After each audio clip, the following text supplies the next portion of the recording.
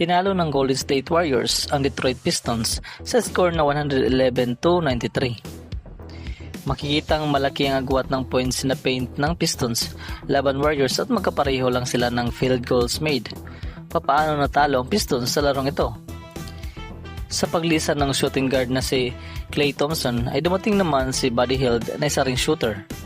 Isang napakalaking advantage to para sa Warriors pagkat ito ang sistema ni Steve Kerr na small ball ang tawag.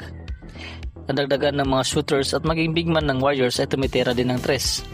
Sa larong ito, mataas ang 3-point percentage ng Warriors, maganda rin ang ball movement at chemistry ng bawat isa.